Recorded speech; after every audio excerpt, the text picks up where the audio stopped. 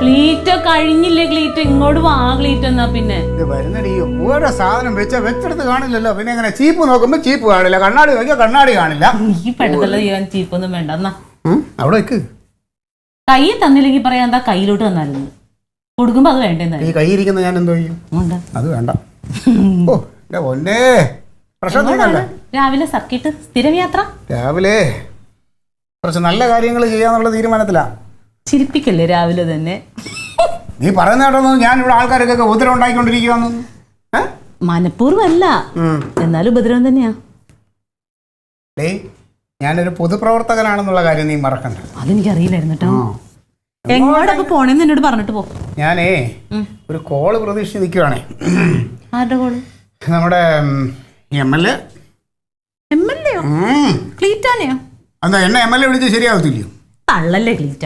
പിന്നെ നിനക്ക് മാത്രം. നീ എപ്പോഴും നിന്റെ ആങ്ങളെ കുറിച്ച് നീ അങ്ങ് തള്ളുവല്ലോ. ഞാൻ എന്തായെങ്കിലും ചെയ്താ അവക്കത്. എന്റെ ആങ്ങള അല്ലെങ്കിൽ വലിയ സംഭവം തന്നെയാ. അതെ, എന്റെ കെട്ടിയോ വലിയൊരു സംഭവമാണോ ഇല്ലെന്ന് കുറച്ച് ദിവസം കഴിയുമ്പോൾ നിനക്ക് അറിയാൻ പറ്റും. എന്ത് നിനക്കൊരു പുച്ഛം? അല്ല, 10-11 വർഷമായി ഞാനിത് കേൾക്കാൻ തുടങ്ങിയിട്ടേ. ഇതുവരെ നടന്നു. ഇത് ആ കേൾക്കും പോലെ അല്ല. ഞാനേ കുറച്ച് നാളായിട്ട് നമ്മുടെ പാർട്ടി മീറ്റിങ്ങുകളിലൊക്കെ അവതരിപ്പിച്ചുകൊണ്ടിരുന്ന ഒരു കാര്യം അപ്പോൾ ഏതാണ്ട് റെഡിയായി വന്നിരിക്കുക. അതിന്റെ ചർച്ചയ്ക്ക് MLA വിളിച്ചേക്കുന്നേ. എന്ത് കാര്യം? അത് പറയാം.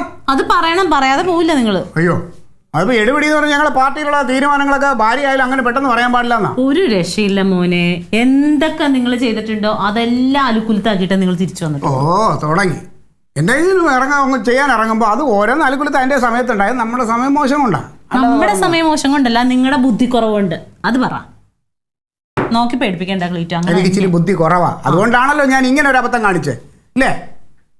ക്ലീറ്റോ ഇനി എന്നെ എന്തൊക്കെ പറഞ്ഞാലും ശരി, എന്താണ് ക്ലീറ്റോന്റെ പ്ലാൻ എന്ന് എന്നെ അറിയിക്കണം. എന്റെ തങ്കം, എന്തായാലും ആൾക്കാർക്ക് ഉപകാരമുള്ള ഒരു കാര്യം ചെയ്യാനാ ഞാൻ പോണേ.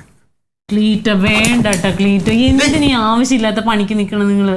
ഷെടാ, ഞാനൊരു പൊതുപ്രവർത്തകനായ ആള്, പിന്നെ ഞാൻ ജനങ്ങൾക്ക് വേണ്ടി സേവിക്കാനല്ല, പിന്നെ ആർക്ക് വേണ്ടി ചെയ്യാൻ? നിങ്ങൾ ആദ്യം എനിക്കും കൊച്ചിനും വേണ്ടി ഒന്ന് സേവിക്കാവോ? അതൊക്കെ ഇതിന്റെ ഇടയ്ക്ക് നടക്കും. വേണ്ട, പോവണ്ട, ഞാൻ സമ്മതിക്കില്ല. എന്ന് പറഞ്ഞാൽ അങ്ങനെ എനിക്ക് പോകാതിരിക്കാൻ പറ്റുമോ? MLA ഇപ്പൊ മെസ്സേജ് ഇടും, അപ്പോഴേക്കും എനിക്ക് അങ്ങോട്ട് പോകണം. എനിക്കറിയത് എനിക്ക് തലവേദനയായിട്ട് വരുള്ള അവസാനം ഞാൻ ഇതിന്റെ പുറകെ ഓടേണ്ടി വരും. അതാ, നീ ഒരു കാര്യം കേട്ടോ. ഞാൻ ഇപ്പൊ ചെയ്യാൻ പോകുന്ന ഈ ഒരു നന്മ നിന്റെ ആങ്ങളെ ഉണ്ടല്ലോ കനകൻ, അവനും കൂടെ ഗുണം ഉണ്ടാകാൻ പോകുന്ന ഒരു കാര്യമാണ്. വിശ്വസിച്ചു. എന്റെ ആങ്ങളയ്ക്ക് നിങ്ങൾ ഗുണമുള്ള കാര്യം ചെയ്യുന്നല്ലേ? ക്ലീറ്റസ് തകർക്കണല്ലോ. പിന്നെ ക്ലീറ്റസ് ഇങ്ങനെ തകർക്കില്ലേ? നീ കളിയാക്കിയൊന്നും വേണ്ട.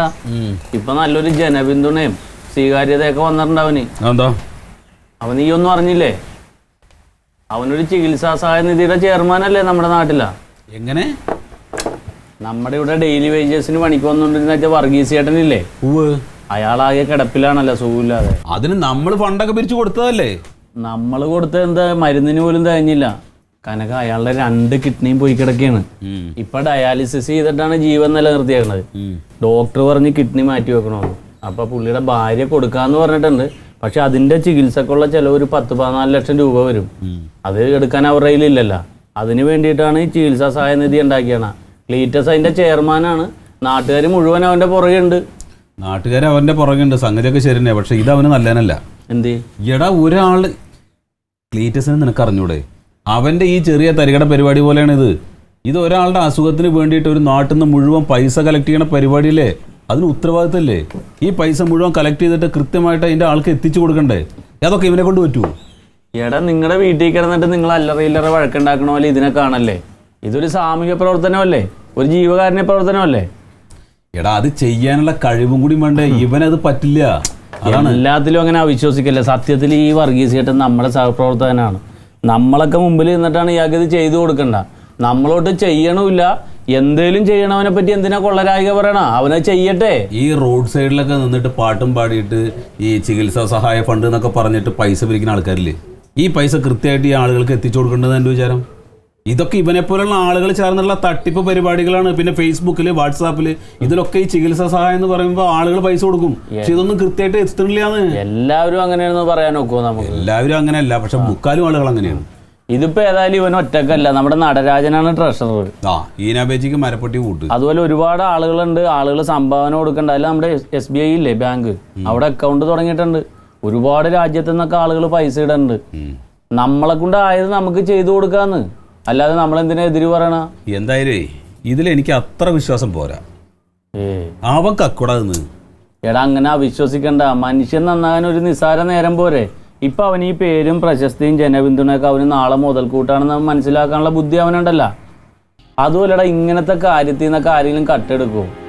അതിൽ നിന്നൊക്കെ കട്ടെടുത്തത് അവൻ മനുഷ്യനാണ്.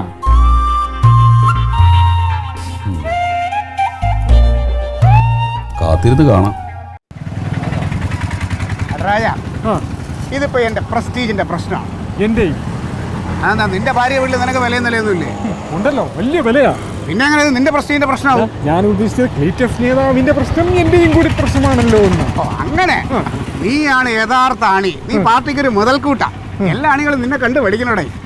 അതെ, എന്റെ അളിയൻ കനകനുണ്ടല്ലോ, അവന്റെ മുമ്പിൽ എനിക്കൊന്ന് ഷൈൻ ചെയ്യണം. അതിന് നിന്റെ സഹായം വേണ്ടി വരും. നേതാവ് എന്ന് ഒരു വാക്ക് പറഞ്ഞാൽ മതി. ഞാൻ നമ്മുടെ പിള്ളേരെ കൊണ്ട് അവന്റെ മുട്ടിയാണെങ്കിൽ തല്ലി ഓടിപ്പിക്കാം. ഒരു കനകൻ. ഇത്ര ആവേശം വേണ്ട. ഒന്നുമില്ലെങ്കിൽ എന്റെ പെങ്ങടെ ഭർത്താവാണേ, അതുകൊണ്ട് അത്രയൊന്നും വേണ്ട. നമ്മളിപ്പോ ചികിത്സാ സഹായ നിധി രൂപീകരിച്ചിരിക്കുന്നത് ആർക്ക് വേണ്ടിയിട്ടാ? ഒരു സാധു മനുഷ്യന്. ആ സാധു മനുഷ്യൻ ആരാ? ആരാ? എടാ പൊട്ട, നിന്നെ ഞാൻ പഠിപ്പിച്ചു വരുമ്പോ ഞാനൊരു പൊട്ടനാവുമല്ലോ. നമ്മുടെ കനകന്റെ ഓഫീസിൽ നിന്ന് ഡെയിലി ബേസിന് ജോലി ചെയ്തോണ്ടിരുന്ന വർഗീസിന് വേണ്ടിയിട്ട്.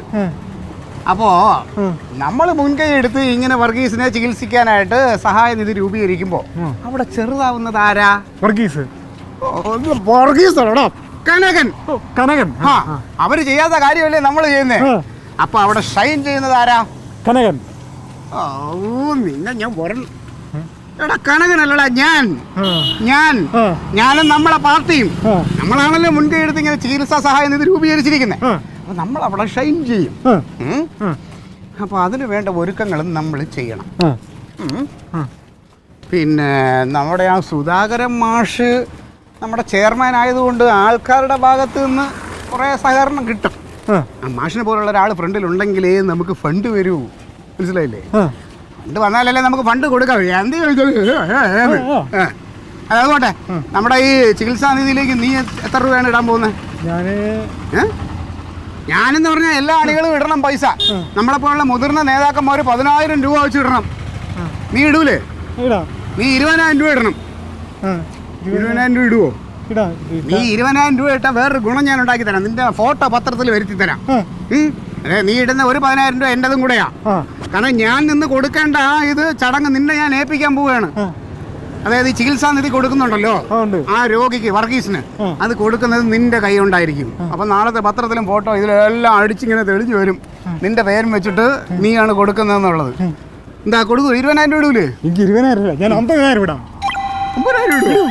ഓ നീയാണടാ യഥാർത്ഥ അണി. നീ എനിക്ക് പറക്കാതെ പോയതിന്റെ ജ്യേഷ്ഠനാണോ? നാരങ്ങവെള്ളം വേണോ? നാരങ്ങവെള്ളം വേണോ? ജ്യൂസ് മതി. ഞാൻ വാങ്ങിച്ചില്ല. നിനക്ക് എന്തും വാങ്ങിച്ചില്ല. നീ 50,000 രൂപ ഇടുമല്ലോ? ഇടും. ആ എന്നാ